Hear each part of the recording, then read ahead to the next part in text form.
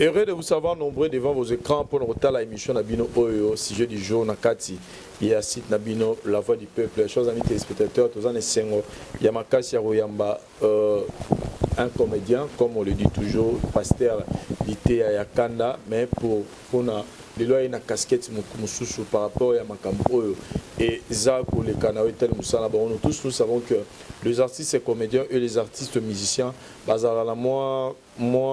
ignorent. C'est-à-dire eux étaient artistes et comédiens au monde artiste et musicien koya, eux étaient artistes et musiciens au monde artiste et comédien koya. Moi respect mutuel nous entre bango na bango et voilà biso stoye bien gros, c'est la raison pour laquelle là Toki isolo moko moi mbilinga et ça bon entre pasteur était à Canada fait Patrice Ngoyi Musoko oyo nazo continue ko inviter batu bakende na ba édition sur toutes les plateformes internet pour consommer album na yautsu ko misaki toko de bengi bon nani ali mbuma frère Patrice on a beaucoup de respect beaucoup de la considération par rapport ya musala na yautsu sala awana kati ya mboka na biso ya Nzambe mais lelo tu as milité à Canada parce qu'il était à Canada aza na Kanda, il y a frère Patrice Mousoko. Bonjour, Luté Kanda. Bonjour, papa Vincent. Mbote mingi na bandeko nyonso bozolanda biso bisika bozali. Tata na ngai ya likolo pe nkolo na biso apambola biso lisusu koleka apambola bino nyonso bozolanda biso. Tokutani po toza na pema soki pe mezalaki te tongai tokutana te. Papa Olangi oyo alekaki biso na batitre pe na mbongo ndenge tozoloba na minute oyo aza na kati ya sa mabele mais biso tomonani po Nzambe ne mutu azobatela biso. Nzambe apambola bino, apambola pe mutu ambongo ebele, Patrick Depana Maboyimbo, papa na Shaina kuna na Paris. Merci. Maintenant on temps batambongo wana ozotinanga na pesa mbote mamo na président Denis Ngambani et Julie Kitima Gigi la femme du président et puis petit nanga na pesa mbote na David Otete Gaucho sans difficulté financière. Pour autant autant yebonga na dédicace à mina suka mina rotike les gabolete pour voilà, l'idée à Canada, il y a une émission par rapport à l'isolo nayo. Il y a d'abord au sein qui groupe, il y a théâtre jusque là et je veux venir.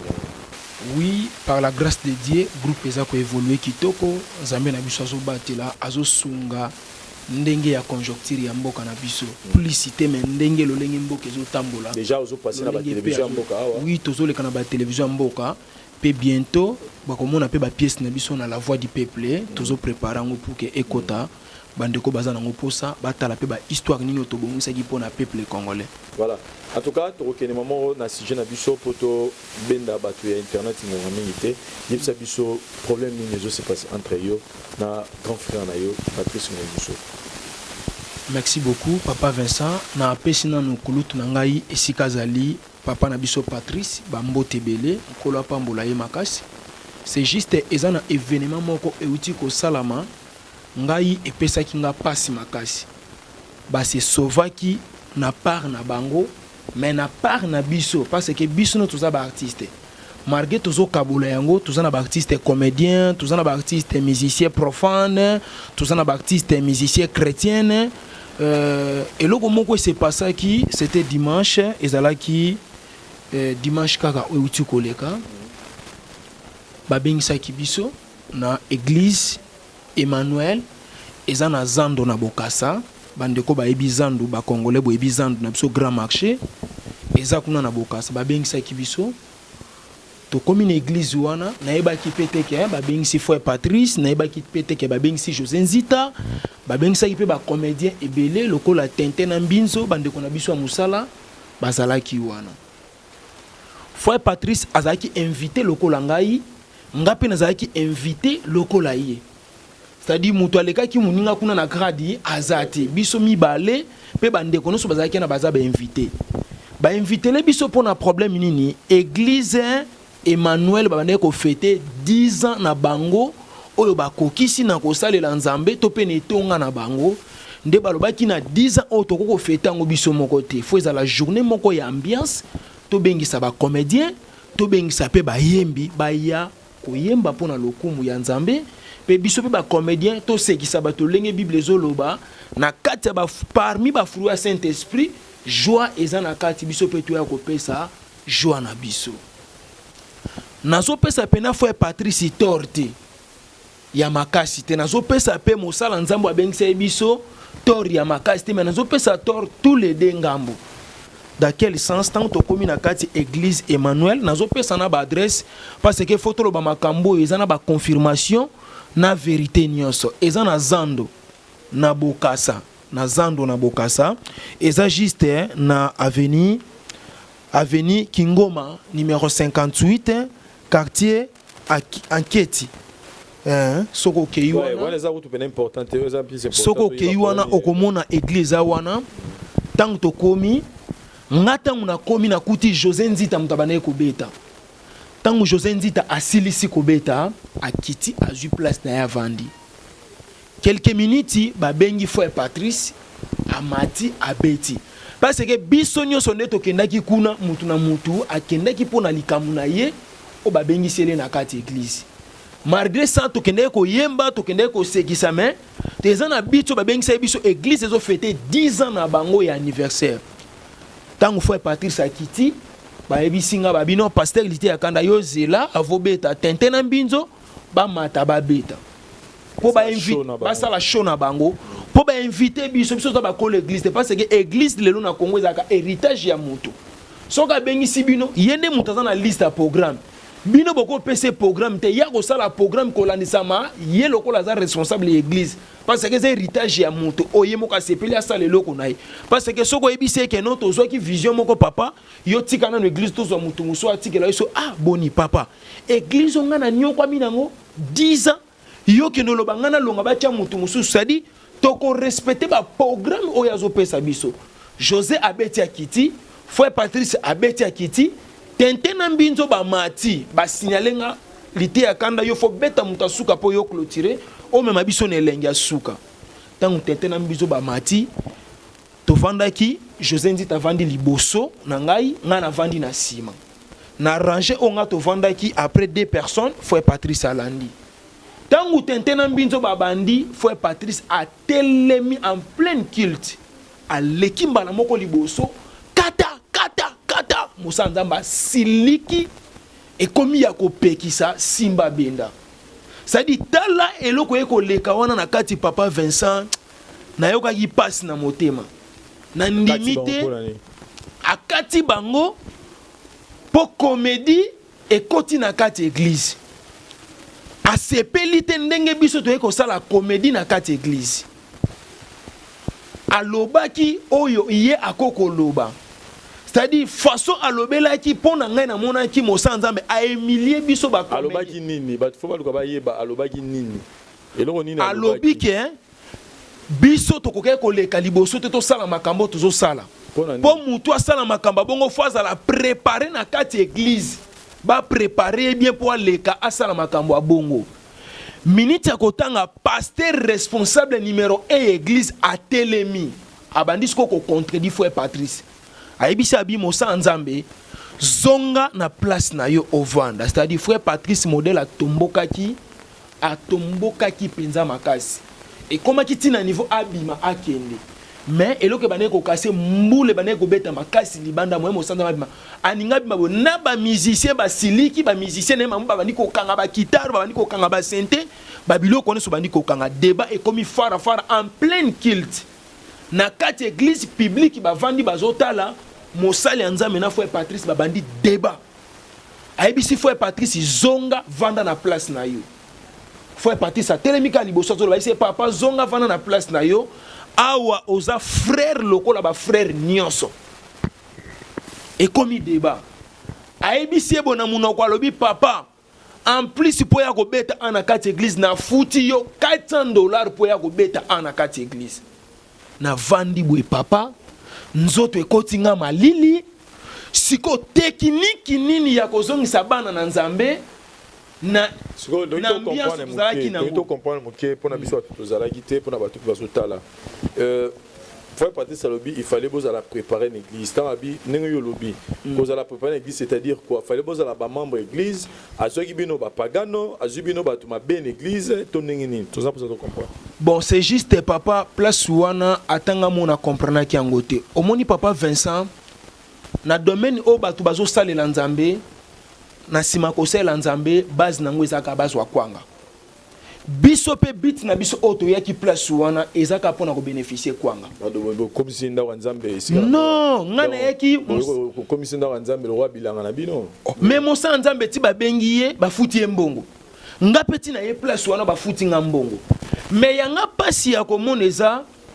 mosa nzambe soutenir biso te biso ba comédien ya mboka soutenir biso te et puis na débat na nyonso atikala pe koloba likamo ya malamu pona biso te aloba pene ya mabe makasi nga na part na nga na okaki souci te aloba kineti nini yoka papa na nga Vincent nyonso eza makambo to koloba na télévision te ba tout déjà bazotala biso bazo comprendre déjà nga na part na nga na mona ki ngo mabe pourquoi na carrière artistique na ngai na ki comédien na nga na zwa temps ko soutenir ba musicien chrétien yo subabilité à kanda pesus au soutenir artiste chrétien na nini ba artiste mutola faire partie sur bani musique peut-être yo zengina autant aux manuel ba ngebe yo peut-être aux anan bébé était à kanda au soutenir na mamu fala zo ba yango yo soutenir passer était à kanda ni faire partie na nini pourtant ya bani musique yo tam suso zo yema zo betana no bill na ndako. Merci beaucoup et ça na ma bete nengo lobby na soutenir ye na makambo ebele album tant bango beta album faut ba ye bango ba consommateur ezaka biso biso ne bato somba album dès que ko bimisa mbongo na nga ko somba album yo somba album oui na bimisi mbongo na nga na sombi album na tina ndako na nga na zoka ya ko soutenir tango album amundu ke bimaka eza vrai témoignage na nga na zala na ngo pona ba musicien chrétien pe pona mosa nzambe album amundu ki tangi bimaka mosa nzambe azaki na concert mo na terrasse Wambanza bana mo kali bana changu ba ibi terrasse Wambanza to koma na terrasse Wambanza mbula moko ebanda ko menacer papa Vincent ya ko sakana te siko na mbula na ninga bani ko menacer biso ba chrétien to loba ke ba place bongo to ko yokisa nzambe na biso sonité batu nyonso ba kimi bavandi wana tangu naza na kati ya groupe Le Bon Samaritain ba pesa kinga banderole ya pa makamu nyonso elali na ba vi na biso to akana onka ya keba ya bongo ba eko ebisanga ba bi lité ya kanda héritier famille oko ozala boete to sala carnaval pour que to soutenir mosa nzambe na simba banderole na se ya mbula o ba ko futela nga ta salaire te o nzambe ndako futa ngai o peut-être monsieur dans ba musicien chrétien belé ba soutenir biso te est-ce que ba musicien chrétien belé so ba obeta ba concert nga na kena na futi bien na koti mais soka yoki makamuna nga comédien akotikala ko yata futa billet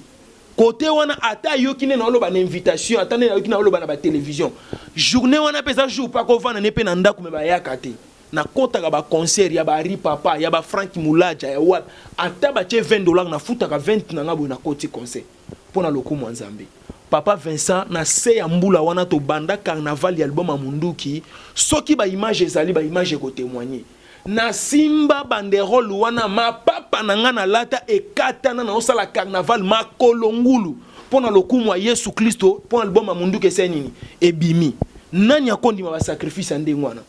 eza na makambo ebele ba sanza mende ba stala ka musana bango to soutenaka bango en coulisses tantôt na soutena yo quelque part mais yo yeba na yo te biso pe to contribuaka na ba musala na bango c'est-à-dire na ye na ngati na télévision pona ko pesa musa nzambe tor premièrement biso mibale to pe biso to akana ba invité ki biso soki omoni erreur ezali benga mutu o invité biso likambo ona sepeli na ngote non que koloba yango en public c'est-à-dire ba sauva ki biso ba comédien te to bimaki le quoi place wana toza ba zoba makamuto eko sala place wana to yebite toza tina te toza eloko te toza na tina parce que mutu ya bengisa ki biso wana poto ya ko fêter na 10 ans amona ki ke toza na tina ba témoin bazali pe ba adresse eza complet ya likambo wana ndenge lekela au début bozaki yo Tentembinzo na banani so tozalaki na José Nzita zalaki wana apo ipand pas zalaki wana tanga mona ibino a déranger ki te ga ya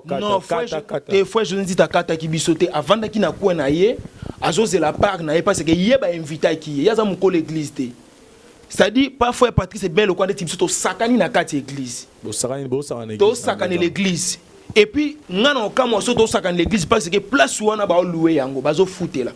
Et comme à l'église pop surtout sangani wana. C'est que tout le baké mukolo batu wana ba kolongwa. Mais l'ité akanda tozo maman muke na ngambo mususu ya bino. Ndako nzambe ezali pona koteya liloba nzambe pona ko louer nzambe ko adorer nzambe. Mais vous pensez vraiment que ndako nzambe ezesika oyoyo batu bazana posa ba yoka comédialité akanda to ya tentena. Ezala ki fête. nazoloba bien ezalaki fête eza fête ya anniversaire na bango église akokisi 10 ans eza lokwa likambo tosala kango à tout moment te na kati église wana tant tokenda tokina par invitation to groupe moko ya jeunesse ba organiser par exemple 5 ans na bango to 6 ans na bango ba sengi nzele pa mosa nzambe ke papa toni to bengisa mutu moko aya tant mate ya pe ko sila na tant tozozwa mwa lipa ya kolia asekisa pe biso makambo toyelaki yango wana ngana par na ngana mona kike c'est-à-dire komikiti sa to ko finga moto to bimaki atatina te mutu ako sauver biso place na zala kité mais ngana par na ngana so mona eza na ba musicien chrétien ebele o ba osala ba buzoba na minute oyo batunde biso tozo telemela bango wana biso na kati église wana to na problème te tozaki ba invité simple ba invité biso voilà et bebi sa ki pena journée beba ki pena makasi oleki liboso to pesa amen mutu ko yambazati pona nini église ba remarque pasteur wana responsable église na moyembi na nzambe baswani na kati église c'est-à-dire libota na nzambe mona ki ezambongo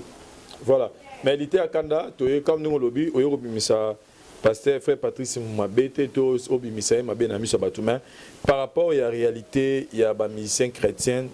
image oyo ba pesa rabino et ba comédien ba pesa rabino ba pesa ba musicien ba nzembo ya bolingo nga benga ngo ba nzembo bolingo ya mamba mutalo l'accent linga moi cinémi mais qu'est-ce que vous reprochez aujourd'hui na artistes et musiciens chrétiens en général donc s'il faut donner un conseil ça dit sur les guinées émission ça pour expliquer biso ni les cas qui mais pour ça na weza nini tant les guinées émission on a tel ba musicien chrétien pour ça na ngezali bo pesa biso valeur biso to soutenir bino pe boyeba ko soutenir biso atako problème ezali lo lenge mosanza maloba ki photos ala na yebité enseignement yango biso to kende ko zwela ndenge nini ko gangela biso en public bongo et sala ki vraiment kitoko te soki reproche monge ko kozala et senga ki a reprocher mo sala nzambe o ya bengisa ki biso et loko na ko senga na ba musicien chrétien ngai nazana makasa hotel la frère Patrice parce que frère Patrice na mboka oyo alekinga na kombo alekinga na mbongo alekinga na makoki nyonso akoko changa pe na prison famille nga bakoya ko lelela ye to batobele bakoya ko senge bolimbisi po abimisa ngai c'est-à-dire na mboka oyo peso ki mutayeba ni makasa komi célèbre et comme aka moi pasi naza pe na moya ko luka ete poto kuta na ba audience ko lekebele mais na sengi ba musicien chrétien respect na ba artiste comédien respect na ba artiste comédien po bino to yeba bino biso to soutenir bino to soutenir ba album na bino to yemba ngona banda ko to sumba ba CD to tia biso pe bo considérer biso c'est-à-dire mutu na mboka oyo to mutu na mutu azana musala na ye o nzamba pesie mutu na mutu azana grâce na ye nga grâce na ngai ezali comédie pasteur lité ya kanda place ba buzo bezali tozoloba tozotelemelango ba musicien chrétien to bimaki lokola bandoki tente na mbinzo demba koma ki démoraliser na niveau mo ali sécurité ngai pe na koma ki monter na niveau moko ali sécurité c'est-à-dire to bimaki eloko te pourquoi to yaki place wana to yaki ko sala nini na ebisi batu to yaki na volonté na biso te to yaki parce que ba bengisa ki biso pe ba pesa ki biso ba cacher na biso to yaki ko beta c'est-à-dire place wana okolimisanga papa Vincent muto yaki ko yembela nzamba zate biso no to yaki fête parce que mo sanza mabimisi na munoko na yake afutaki l'homme de Dieu $400 ngape afutaki nga mwa muke na biso no to yaki ko sala musala pona ko lesa libumu na bana na biso loko ezaki 10 ans ya fête muto yaki ko salela nzambe place wana azate to vraiment papa Vincent mutu na mutu faut ko yeba ko pesa muninga valeur na ye ko zongisa muninga na nzela na poste na ye respecter poste muninga pas respecter poste na yo c'est-à-dire soki biso mi balé tozwaka ba mbongo ya batute to biso nyos tozalaki na tozwaka ba mbongo ya batute to ninga to koma na église wana te yo ozo pesa faute na nani na nyoso ninge leki nani ozo condamner na makambo nazo condamner mutute mais nazo loba signe ya valeur mosala nzambe akoye ko tomboka en live bongo te en plein culte mais raison na ezalaki ke alingaka te basakana na ndaku na nzambe amonaki c'est comme si biso tozo sakana na ndaku na nzambe na mituni ba question biso toye ko sakana na ndaku na nzambe biso to zwimbongo yo po zwimbongo biso nyonso toye po tozwi mbongo na ndimi te soki ezalaki na mpamba boye to mpe na ndenge mpiaka tolingaki toya sadi toyaki musala na biso nyonso. Voilà, l'été à Kanda pour tout qui est musika, je pense que le message est capté. L'été à Kanda c'est un respect, na considération, na musala na bino, mais je pense que frère Patrice peut-être expliquer qui est bien, ce gars expliquer qui est bien, parce que même nga pe na lingate na une église na kuti ba osara na itonga nzambe. Na ndenge peut-être yo zo ça l'été à Kanda. Mais sur tel peut-être ba rotiser ba terme mais peut-être déplacer et qui peut vous déranger bateau ba na kati église peut-être yo za comédie moko chrétienne aux autres même tous c'est ça et to éviter surtout to sur place tema o yo petit message à respect et za la mission entre bino na ba artiste et musicien chrétien et loko na na on a peso lo ba suko lo ba o ba s'appelle dans ba moko message à suka pona ba fan na to batala rayo et puis quelques dédicaces quand les arna numéro de téléphone. Merci beaucoup. Yakolobeza boye que ça soit problème ezali tozaba na nzambe nzamba pesi biso conscience pambate ko silika en pleine fête to en pleine culte ezaki to côté débat ya basala nzami balé et sala ki penza ki to côté malgré place wana ngala zaki na débat mais na mona ki soni wana ezui biso nyonso tango to telema ki bu ata ozopesa amen alléluia mutakondima so ezate église comme epena kimia makasi. Vraiment libota na nzambe na lingaka bino mingi nzamba pambola bino musicien chrétien c'est respecté comédien c'est respecté comédien respecté musicien chrétien respecté comédien na pesi batnyos bambo tebele Arlette Zoua Arlette na Paris Fanny Mbombo mère doublée na Paris na pesi bambo te sikozali mutu mbongo ebele papa na China Patrick Depa na maboyimbo papa na China kuna na Paris papa Marcel Kasonga Marcel papa Marcel na Dallas molonga nyama madoka lusoko me na pesi bino nyonso bambo tebele makambo na zoloba eza makambo o na inventé yango te eza makambo pe na yete pona kosela mutu bobenga frère José Nzita bobenga basa nzambe bele bazaki na bakoyisa bino ke makambo na zoloba eza ya solo. Voilà, merci. Na leki na part na ngai pona ko garder crédibilité to dinte na biso papa Vincent moni ba place na tango to yaka kobeta tokutana na bato ndenge bele tozwaka ba marché ba place a bongo na mona ki ngo mabe na peda ki marché parce que ba avocat bazalaki wana ba magistrat bazalaki wana par rapport ya considération bako banobenga biso suna makambo na bango te nde na ngaki na sauver yango sur place mais na kokaki te po yo zalaki te soki yo zalaki wana na ngaki na sauver yango po te bino nde bato bolekisaka biso liboso ya bato ça dit ba konzi ba colonel ba major bato ndenge na ndenge bazalaki wana to profitaka tango na sali eloko peme na bango mona mutu mususu papa excuse pesanga numéro na téléphone papa excuse pesanga numéro na téléphone moment ki ambiance ekufa ki na raté pe ba marché mususu ponga place nyonso na kina ko beta